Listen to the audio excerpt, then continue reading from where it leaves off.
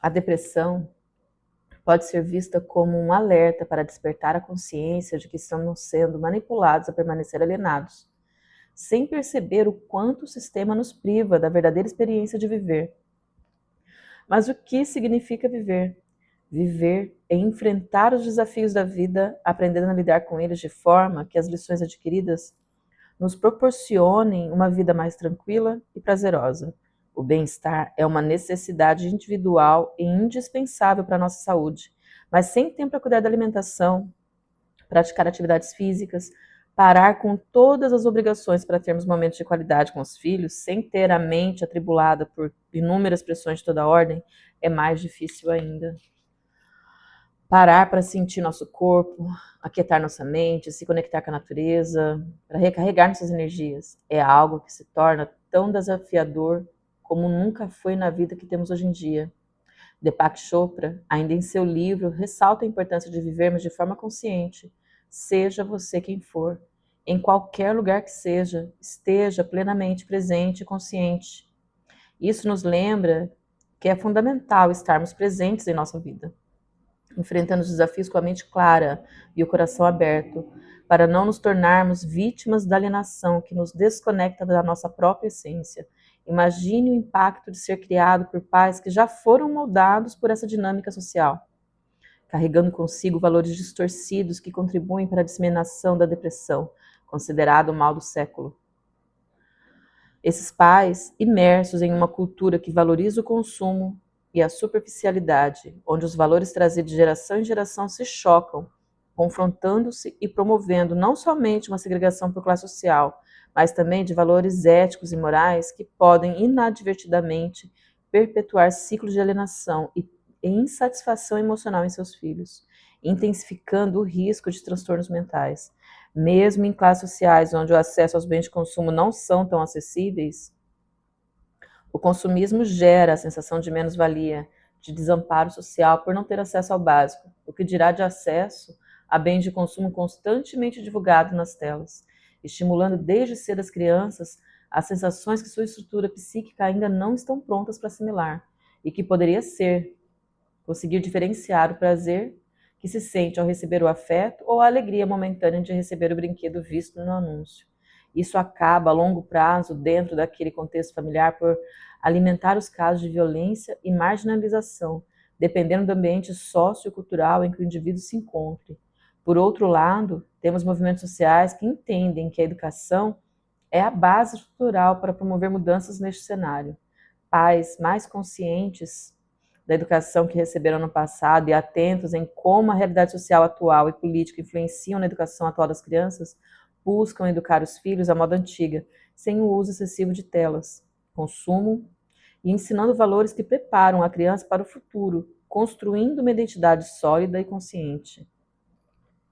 Os dois principais movimentos educacionais que vêm de encontro a essa corrente de retorno à educação à moda antiga, com o uso mínimo de telas e um foco nos valores e na formação da identidade, é o modelo de educação Waldorf e da educação lenta. Ambas têm como objetivo nutrir a imaginação das crianças e fomentar um pensamento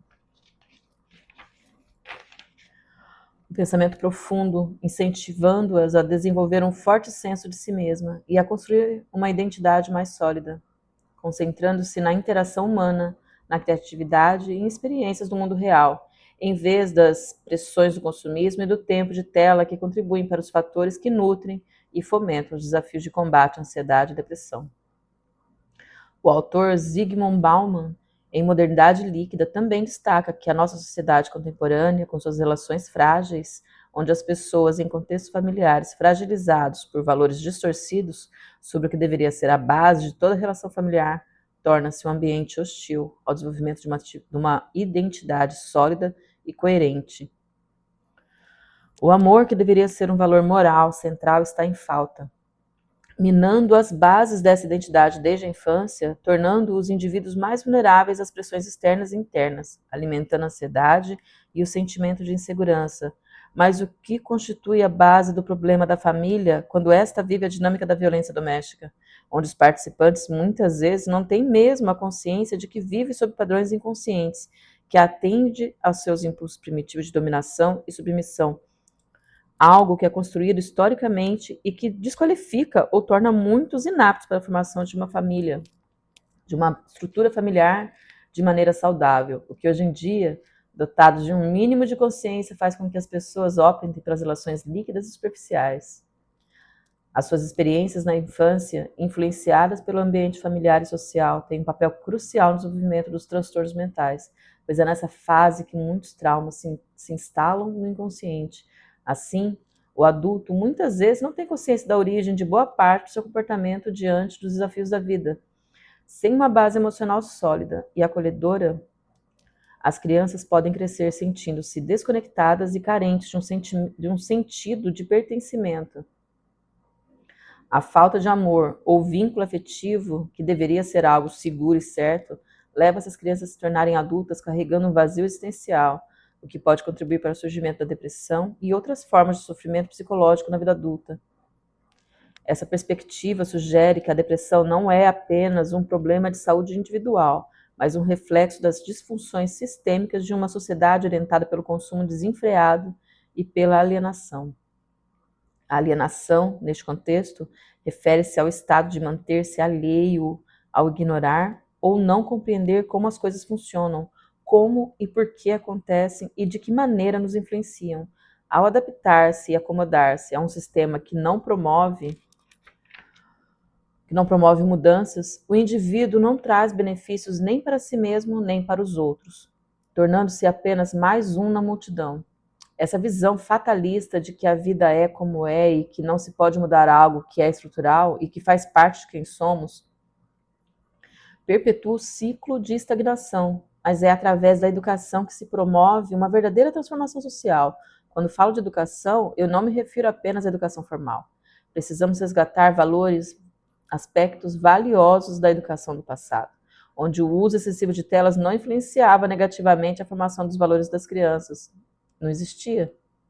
A educação deve promover não apenas o conhecimento técnico, mas também a formação de valores que ajudem a construir uma identidade sólida e coerente desde a infância. Precisamos repensar nossos valores e buscar um equilíbrio entre as necessidades materiais e o bem-estar emocional e espiritual. Neste livro, desejo compartilhar a minha jornada para alcançar este tão desejado nível de bem-estar. Construir uma identidade coerente com quem sou e com a vida que almejo.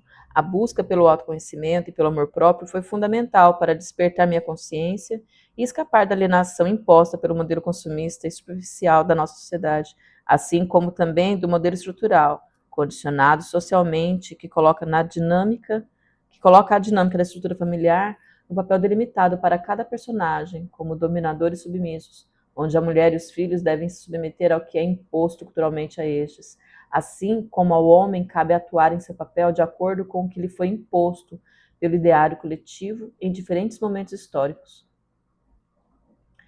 Essa dinâmica de vida contribui esmagadoramente com altos níveis de casos de depressão e suicídio de ambos os lados. A depressão sempre esteve em minha vida como um alarme disparando no corpo, mesmo antes de eu ter plena consciência disso. Desde o início da minha pré-adolescência, eu evidenciava um vazio profundo que parecia ter um potencial autodestrutivo. Durante essa fase de desenvolvimento, construí a identidade de alguém inadequado e desconectado. Eu não me aceitava como era e tampouco era aceita pelos outros. Esse sentimento de inadequação, que certamente influencia muitos adolescentes, caminha de mãos dadas com a ansiedade e a depressão. A escola se torna o palco da segregação social, onde as diferenças evidenciam quem será aceito ou não. Ter uma base familiar sólida, ser espontâneo ou demonstrar felicidade genuína eram vistos como demonstrações de estabilidade emocional e destreza em camuflar problemas. Além disso, vestir-se de acordo com a moda, cuidar da aparência ou atentar ao padrão de beleza vigente também faziam parte desse jogo. Hoje, chamamos essa dinâmica de bullying, e ela continua causando grandes estragos emocionais e mentais. Somente na vida adulta, quando o sofrimento se tornou insuportável e desistir deixou de ser uma opção, a educação me direcionou a buscar a minha própria autoeducação, ou melhor, a autorregulação. E essa autorregulação só é possível quando começamos a buscar o autoconhecimento, tentando entender como a nossa estrutura interna funciona e como a programação do nosso sistema psíquico se desenvolve. somos o resultado das nossas relações.